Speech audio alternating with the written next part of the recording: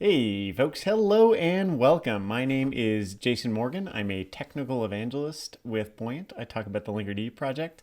And today I'm going to show you a little bit about how to use Linkerd with the Emissary Ingress to kind of get some of the best worlds that you get with a really mature Ingress / API gateway, as well as a very simple and easy to use service mesh. So with that, let's get going. So you should be seeing my screen. It's a big terminal. Got a couple different windows on the top right here. Let's get a laser pointer. On the top right here, I've got just a kubectl get pods running just to show you that I don't have anything particularly going on. I'm using a kind cluster to make this happen. And we're gonna start doing our install. So the first thing I want to do is actually install the Emissary Ingress. We're gonna do that from the good folks over at DataWire. They're gonna provide me a Helm repo that I can use. So let's add that in. Great. Now that we've added it, we're going to create a namespace for our Ambassador Ingress. We're going to install it. So Emissary is actually like a rename of the Ambassador API gateway. And there's a fair bit about it, but it's been donated to the CNCF. It's awesome. You should check it out. But you'll see Emissary and Ambassador being used kind of interchangeably here. So I'm going to create a namespace for my Ingress. I'm going to install it. I'm going to set some things just to make it work well in a kind cluster. So only one replica and service type cluster IP because I can't do a load balancer. And then we're actually going to wait. So I haven't, this kubectl wait command is kind of handy. It's going to let me wait to see when the Ingress is ready. So let's hit that. This is going to take a couple seconds, so I'm going to pause and then come back when that's done. Okay, so we've got Ambassador installed. You see it's been a little under a minute. Pods are all ready to go, so let's move on. So Ambassador's got a couple different components. The one that matters to me right now is this Ambassador pod here, because that's the one that's actually running the Envoy Ingress that's going to get traffic into my cluster. So now that I've got that, I want to install some Linkerd. So that's gonna be the next portion here. So we're gonna just pull down the install script. You can see I've already actually downloaded it, but I just wanted to show what that looked like. We're gonna export the path to add Linkerd to our path. Check the version, right? So we're gonna install stable 2.10. There's no server version because it's not installed on the server yet. Linkerd check -pre. So this just validates that we can actually install Linkerd on this cluster. It's a kind cluster, so worth checking out, right? Maybe it works, maybe it doesn't. Oh, status checks are green. So we're gonna move on. And I just like showing off like some of the functionality you get in Linkerd CLI. So here I've got a fair bit going on here. Linkerd install is going to output a bunch of YAML that will allow us to install Linkerd. There's a bunch of different pathways. You saw me use Helm to install Ambassador. I could just as easily use Helm to install Linkerd. I could use Customize. I could use whatever flow I want. I'm going to auto-generate some YAML. I'm going to apply it directly to my kube cluster with this kubectl apply -f. And then once that's done, I'm also going to run this command Linkerd check to let me know when Linkerd is ready to go. So I'm going to run that and then we'll be right back. So we'll let that go. This typically takes about a minute. I'm going to pause and I'll see you in a second. All right, and with that, our install is complete. We can see our status checks went through. Similar with the pre-check, we see that it's green. I can look over here on the right. I can see all my Linkerd pods are running and that I've got 202. That means all my Linkerd components actually have the Linkerd proxy injected as well. And we'll show you why that's neat here in a second. Moving on to the next step. We're going to add in the Linkerd dashboard. So with Linkerd 2.10, you break up the control plane into various extensions. So you've got the main control plane, which is everything you need to add your applications to the mesh and get the benefits of Linkerd, right? So you're done with the base Linkerd install, but in this case, I want to show y'all a UI. I want to be able to show like the built-in Prometheus components like that, which are really nice to have. And so they all come with the Linkerd Viz extension. So we're going to install that. wait for it to complete. Once that's done rolling, I will come back, pull up the dashboard, take a tour of that, and then we're going to install an app and route some traffic to it with Emissary. All right, thanks. All right, once again, status check results are good, so we can move on. Here, I'm just going to launch the Linkerd dashboard so we can see what that looks like and what we get. Linkerd Viz dashboard. So pulling this up, we can take a look at our kube cluster. We've got a view of all the namespaces in the cluster, the number of pods in any given namespace that have been added to the mesh. So we see, Ambassador, we're not adding our proxy to anything in there. Linkerd and Linkerd Viz, we have that, and all the other namespaces are empty. You can see for where we do have the mesh, by the request, we show how many are successful, what the requests per seconds are, and then the latency by latency bucket. We also have this handy Grafana extension so that you can pop out and see the Grafana dashboard for the things in that namespace. Linkerd Viz ships with its own Prometheus and Grafana. You can also configure it to use an external Prometheus if you like.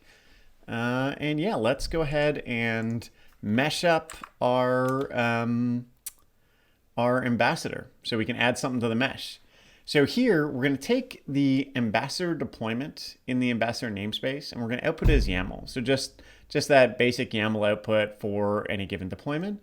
We're going to inject it, which means we're going to add some annotations to this deployment. And the annotations are going to be, hey, please add the Linkerd proxy, but, right, we want you to know that this is an ingress. So Linkerd, I want you to know that this is an ingress that you're going to be working with. So apply the rules that you apply to ingresses. And also skip a couple inbound ports, right? So inbound and outbound, right? So inbound is from the internet or from outside the cluster into the ingress. We don't actually want Linkerd to watch that traffic, because if there's not a Linkerd proxy on the other end, we're not really going to get much useful information. And this is already an Envoy proxy that we're talking to here, so we can just use the Linkerd to let that proxy traffic into our mesh. So by skipping inbound ports 80 and 443, we get better behavior out of Ambassador in our environment. And then we're going to pipe that right back to the Kubernetes API. And I'll show you kind of what that gets us here in a second. So once we get the Ambassador pod running, so we've got 0 of 2, but in a second we're going to have 2 of 2. And we can run Linkerd check -- proxy in our ambassador namespace. Ambassador, there we go. We can see when that proxy is ready, right? So it's good to go. Great. Now we go back to that dashboard that we were peeking at a second ago. And we can see that we actually have a view of Ambassador itself. So now we can see Ambassador, and we can see it as traffic begins to traverse from there to our applications. Speaking of which, let's get Ambassador ready to send traffic to an application Linkerd. So the first thing I'm going to use is a module. So there's a bunch of custom resource definitions with Ambassador. They're pretty straightforward, but one that's worth checking out is this add Linkerd headers, right? This will make it so globally for this Emissary Ingress, it's going to add Linkerd headers to requests that it sees. Right, so it'll stay compatible with Linkerd Mesh. We're going to create that module.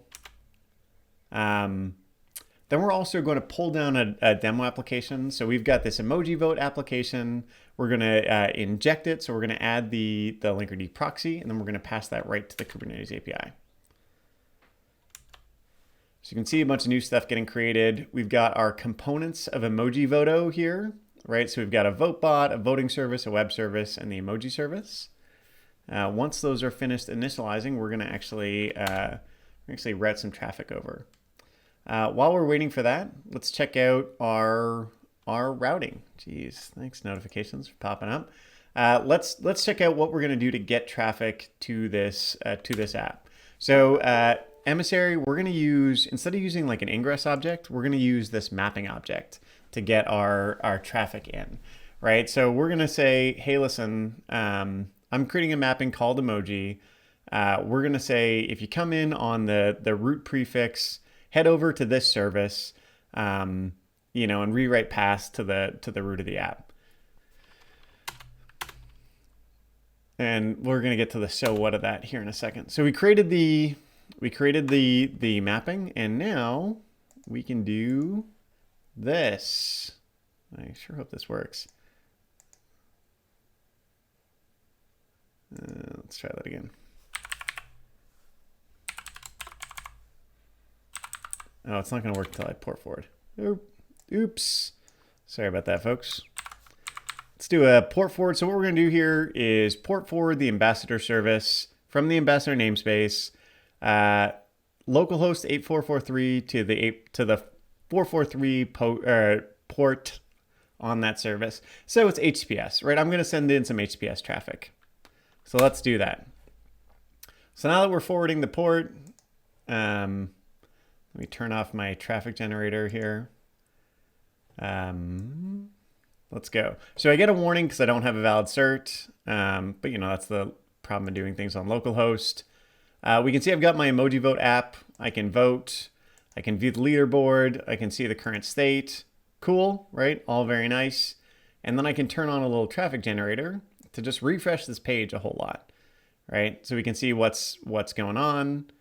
And now when we go into our dashboard, we can see, we've got this emoji voto app, so we can see its traffic live, right? We can see a service graph, right? So Emissary is really handy because it gives you tons more data about what's happening in your environment and a lot of control over how that traffic gets in. And there's some really great features that I'd love to do another video on to show you a bit of what's there. But when you pair Emissary with Linkerd, what you get is even more observability, even more control for very little cost, right? Like the compute, well, if you're watching this, you probably know the configuration overhead of Linkerd is really low. I didn't create new custom objects to get this service graph, right? All I did was inject my proxy into this application, right? If I go over to web, I can see that I've got traffic coming from VoteBot, which is my little traffic generator. I also have traffic coming from my ambassador ingress into my web deployment and what's going on there, what that traffic looks like. And I've got the view of the Prometheus traffic. I can see my live calls, what ones are coming from ambassador. If I go back, right, and I do HTTPS ps:// localhost 8443, right, I can go vote on a donut. Let me turn off my traffic generator here.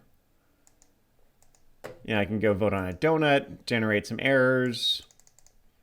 Oh, well, only generate one error, but maybe we get to see it. I didn't catch it. But if I were tapping the traffic, I could see that come in and I could see the errors.